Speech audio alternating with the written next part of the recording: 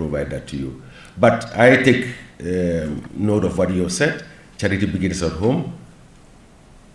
The national security. So we are working on that. Before the end of April, I can come back to you at a later date to say that it's been finalized. So, thank you. Thank you. It would not be nice to be shouting from the floor. You raise your hand, I gave you the opportunity, you asked a question, he was answering. I see you attempting to speak while he was speaking. When you interject, that messes up the business. That's why you have a moderator. We try to respect the chair. Next, another question. Yes, sir. Mr. Ba, go ahead. No, I don't speak. You need a mic. The mic is right there. Okay, my name is Mahmoud Jao and I work for the Point Newspaper. I mean, the National Security Advisor made mention about the issue of right size. Right size. Yes, I want to know actually, how would you want to embark on this research? No, right size. How do you want to embark on this?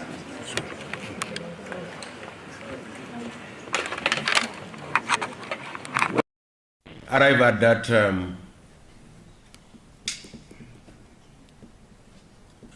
that level to do the right sizing. It is going to be approached in different ways. The departing point is there should be sufficient funds to be able to carry it out. We also want to ensure that training is also provided.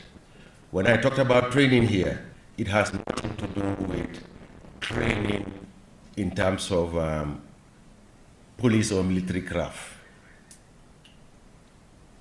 Training in terms of skill sets. We are in discussions to see some of them may want to transition to be an electrician. There might be people who want to transition as carpenters, some as builders. So those are some of the skill sets we intend to ensure that such training is made available. You've also asked, there are two categories here, and I have covered it in my briefing. There are people today, if you say, here is a package. They are serving members. If they see a package that can allow them to transition into civilian life, they will take it. So the two categories of this right sizing is those serving members who out of their own volition wants to leave. That's one category. You give them package, they go and then transition to civilian life.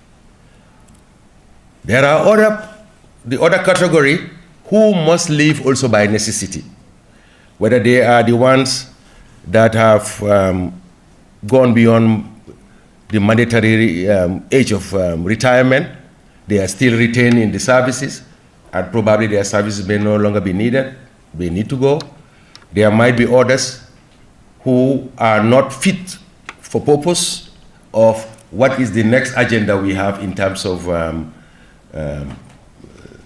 the work that is the services that are going to do, who might need to be sent home.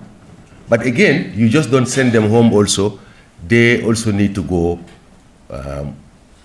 with the guarantee that when they also transition into civilian life, they are able to stand on their feet to be able to look after themselves and their families. I don't know whether this has answered the question you have asked. Now, you've also indicated that in your question, I think I missed one part that I did not answer properly, which was, at what level is the National Security Council bill at? Was that not the part of the question you have asked? So the question is, yes, at what stage? Like we know they can be completed, they can be drafted, but legal reforms have systematic approach towards the end. At what stage are they right now? Not just been completed as drafting, but what stage are they? Like the Security Council, is that the National Assembly? Yes. At committee level? Yes. Is that the Ministry of Justice? Yes, those indicators are very important. Important, yeah. Reforms. Yeah. So that's what we want to know. Yeah. The level. Yeah. I will not be able to talk on top of my head here, but as far as the National Security Council bill is concerned, it is at the National Assembly. Others, I will need to check. I hope that answers. Yes, 2 more questions. Yes, sir. Thank you very much. I'm called Karamba Diallo. I'm with the Center for Research and Policy Development. I coordinate projects that relate to justice, peace, and human security. We like that. Thank you. Now, I do not necessarily have a question, but a comment. In the course of his deliberation, he did mention quite a bit about the ECOMIC and their presence here. And to me, the presence of the ECOMIC should have been complementary to the process of the SSR process. But what I've observed somewhat, it does turn out to be an impediment to an extent.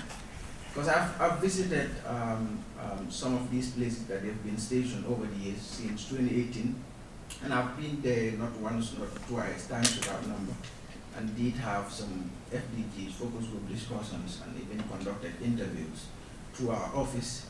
And we've observed that despite the different time frames, some research being done in 2018, 2019, 2021, 2022, the narratives about their presence still align.